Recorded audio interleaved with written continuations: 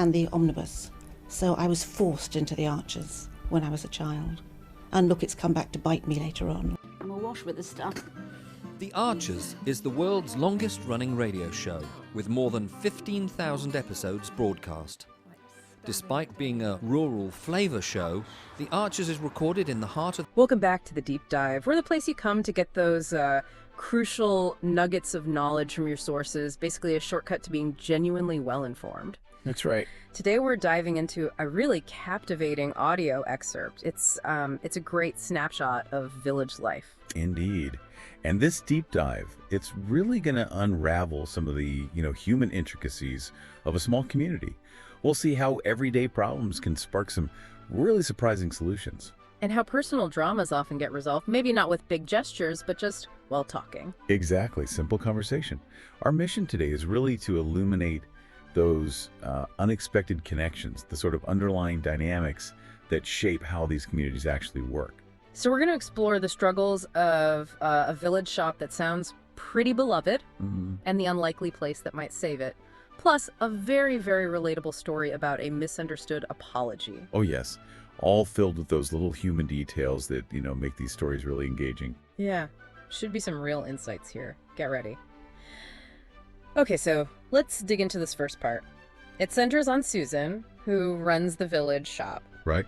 And she's currently trying to operate out of the village hall.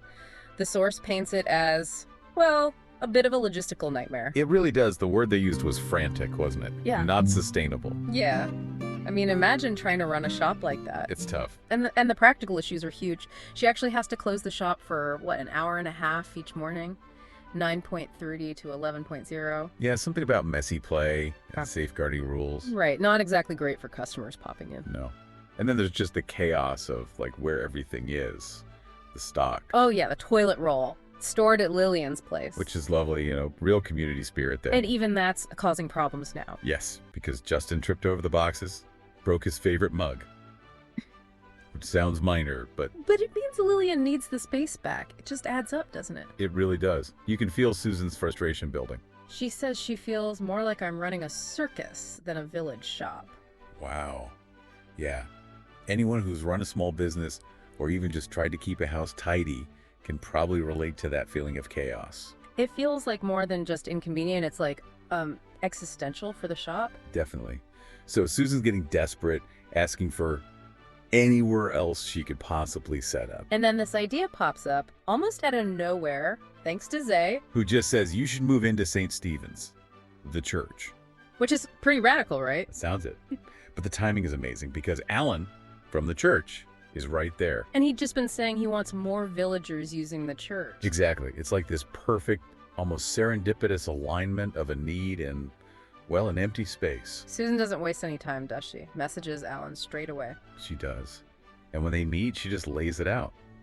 You've got an empty church, the village shop needs a home. She's clear it wouldn't be forever, just a little less temporary than the hall. Smart framing. Very. So Alan's first reaction is, quite a radical idea. But he doesn't dismiss it. No, not at all. He immediately questions himself, but is it? And connects it straight back to the church, serving the community. He even mentions the whole turning over the tables thing from the Bible. Huh? Yes. But quickly says, it's not on that level. It's interesting, though, how he processes it. It really makes you think, how do these traditional places adapt? Especially when something urgent comes up. And this suggests maybe adaptation can happen faster than we think if the right proposal lands at the right time. So what's the verdict from Alan then? Does he think it can fly? He says, in principle, I think it could work.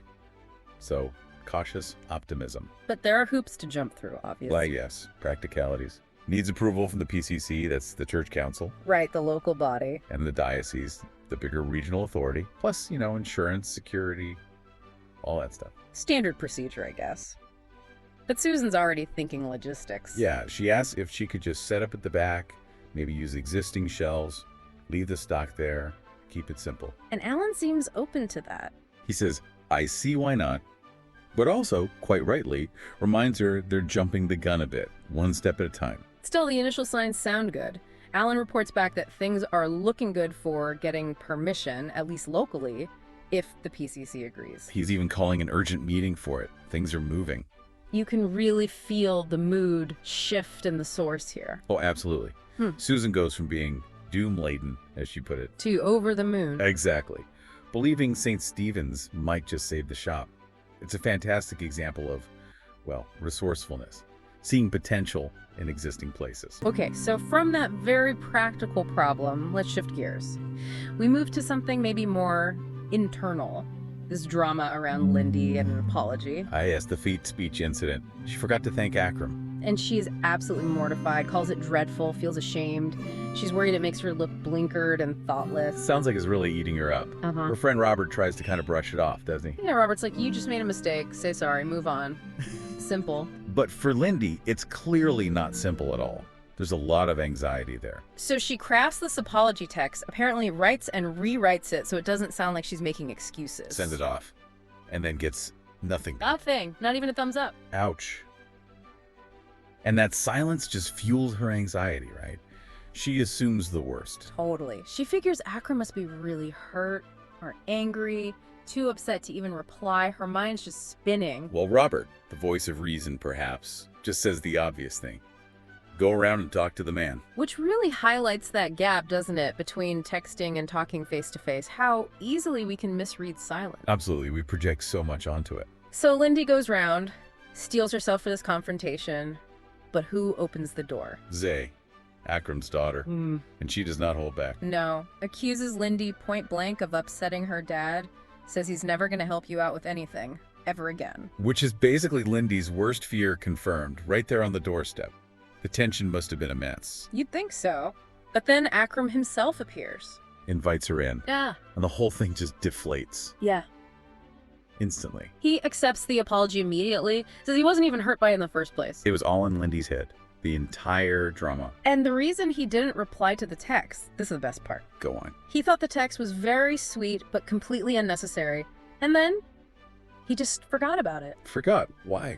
Because he got involved in a very complicated job involving a blocked sink and a very curious cat. Curious cat. Oh, that's brilliant. It's so perfectly mundane. Isn't it just? It completely demolishes all her anxious assumptions. His world didn't revolve around her mistake at all. It's such a great illustration of how often the reasons behind someone's actions or inaction are far less about us than we think. Life just gets in the way. Lindy is just hugely relieved, obviously. Friendship intact. And she even ends up offering to help Akram with something he was avoiding, counting the takings from Kirsty's craft sessions. So it all ends well. A nice, simple resolution, all thanks to actually talking, and maybe a cat. And finally, there's just a brief mention of Robert, the friend who is trying to advise Lindy. Yeah, he pops up a couple of times. Lindy was trying to talk to him earlier about something else entirely. Mango's lunch. That's right, he mentions forgetting his kid Mango's packed lunch, and Mango suggesting a vending machine, feast, fizzy drink, crisps, chocolate. His classic kid's dream lunch. It's a small detail, but maybe hints he's juggling a bit. Possibly. And then later, Lindy tries to call him back, and he hangs up on her. Which sounds a bit abrupt. It does, but then we get a little context. He's actually in London. Right, with Leonie, who's got a bad back apparently, and Mango, and his friend James is away. Yeah, off on a work jolly in New Zealand. Lucky him. So Robert's maybe holding the fort back home, dealing with stuff. Exactly. So him hanging up, or saying he might put his phone on silent later because he's taking kids to the cinema. It might not be rudeness at all. It could just be stress. Yeah. Managing things. Precisely. It's a little glimpse into those unseen pressures people might be under. What looks like a small slight from the outside might just be someone trying to cope. A reminder to maybe not jump to conclusions. So, wrapping this all up, what have we seen today? We saw a village shop facing, well, potential disaster. Finding a really unexpected lifeline in a church. Not through some grand plan, but just a timely suggestion and someone willing to listen. Yeah, that serendipitous connection. Then we had the apology drama. Fueled by anxiety, amplified by text message silence. And completely resolved by a simple face-to-face chat. And a cat. Let's not forget the cat. Never forget the cat. And finally, a little hint that people might be caring more than we realize. It really shows how interconnected things are, doesn't it? Even in, or maybe especially in, a small community. It does, and it shows how problems, if you approach them with a bit of creativity, open-mindedness, and crucially, direct communication. They can often lead to really positive outcomes, solutions you wouldn't expect. Finding new uses for old spaces, mending bridges, it's all there. So maybe the final thought for you, listening, is to consider the empty spaces in your own world. Yeah, that's a good way to put it. Could be actual physical places, like the church. Or maybe relationships that have gone quiet, or even just moments of silence you usually fill. What unexpected possibilities might be hiding there? What connections could you make if you looked again, maybe asked a slightly radical question like, what if? Something to think about. Thank you for joining us on this deep dive. Hope you feel a little more informed. And maybe a bit more tuned in to that fascinating, sometimes messy tapestry of human life. So, what are you doing now? Just getting ready for the next episode. Just And, moving mics around. So, what do you do? I do the spot effects on the arches. Any Are you what we movements call Foley then? and- kind of. Yep. Okay. And these are all part of the paraphernalia of production. Yep. That's the ball bar. This one. Yep. That's. Haley so wanted to be in their own place when their baby came. It's due in 2 months. Not much chance of that now. No. I mean, it would have been a stretch for them financially, mind, but I just wish there was something practical I could do to help them, Caroline. I mean, I think The Archers has had this immense popularity over the years, basically because it has always very accurately reflected the reality of life and living in a rural community at whatever